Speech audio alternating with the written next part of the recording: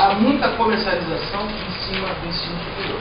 Então, na verdade, a gente deveria ter a preocupação de dar ao jovem uma formação adequada, uma realidade de mercado em que ele possa sair, né, do seu curso superior e ter, né, acesso a um emprego de qualidade com uma boa remuneração. Então, essas são discussões aqui a forma de ingresso, vocês sabem, né, é o vestibular.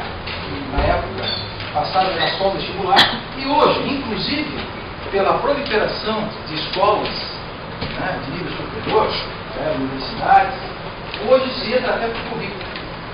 Né?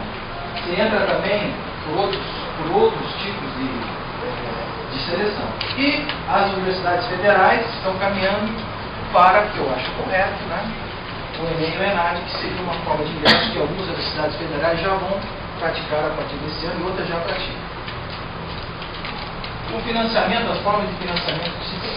Por que a gente fala em formas de financiamento? Qual é a dificuldade que nós temos hoje no nosso país? Uma demanda grande para acesso ao ensino superior, um número reduzido de escolas públicas e um número muito superior de escolas privadas.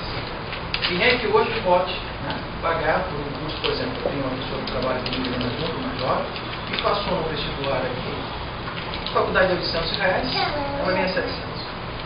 Ela não tem acesso, ela está aguardando uma bolsa de estudo. Então há uma injustiça social nessa área. Então o que deveria haver? Deveria haver um maior investimento, né, do poder público, tá, ou na formação de universidades federais, ou estaduais ou municipais, ou uma outra ponta, né, totalizar ainda mais a questão da bolsa de estudo, do financiamento público da educação superior. Infelizmente, a gente tem que cada ano que passa aumenta a necessidade de bolsa e não temos a mesma contrapartida em relação à questão financeira. Então isso é uma questão muito... Essa questão é tão importante que faz uns 7 anos atrás, mais ou menos, o professor Edson, que também era vereador comigo, ex-prefeito, nós fizemos uma alteração na lei orgânica, transformando o repasse que a prefeitura deve fazer à universidade em bolsa de estudo. Então, o que hoje nós estamos cobrando da prefeitura, que é que se passe com 2 milhões para o fundo, que agora se transformou em fundo agora, mas lá atrás a gente já tinha essa preocupação. Não adianta você dar dinheiro para a manutenção da universidade. Então vamos dar dinheiro para quê? A parte social do município, que é financiar, né, o estudante com bolsa de estudo. Então hoje já existe na nossa universidade esse fundo que está aguardando o aporte financeiro, que iniciou-se com a venda do moinho, muito polêmico. Mas como eu acho que o governo não tem que ter moinho, não tem que ter estrutura física, nesse sentido, todo esse dinheiro deveria e deve ser aplicado e deverá ser aplicado nesse fundo para prover bolsas de estudo na nossa universidade. Aí são bolsas municipais. Aí tem o FIES, tem os estágios, por exemplo, na Câmara.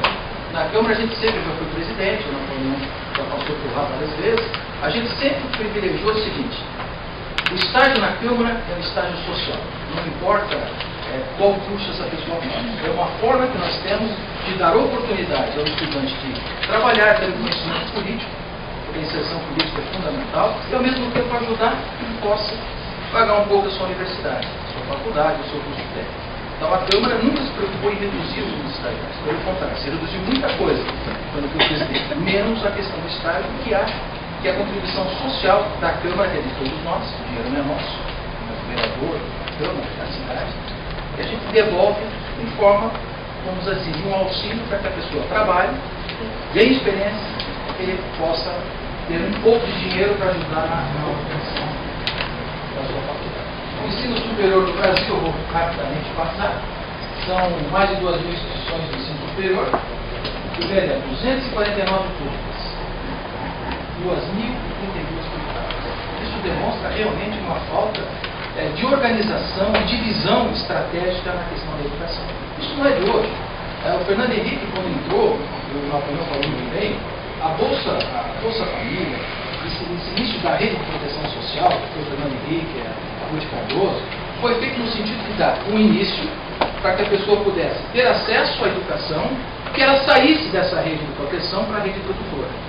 O que aconteceu, infelizmente, nesses últimos 7 anos, é que se retirou todos os pré-requisitos que era a criança estar na escola, que era o cerne da questão. Dar oportunidade que essa criança não ficasse no trabalho infantil ou no desvio do dia a dia, na rua, tentando conseguir dinheiro através de esmolas ou outro tipo de atividade, que ela fosse para a escola, porque ela seria a alavanca da transformação. Não se transforma a sociedade de uma noite por dia. E a educação é a única maneira que você tem de distribuir renda no país. Toda a rede de proteção social tem que ser transitória. O que realmente faz divisão de renda é acesso à educação.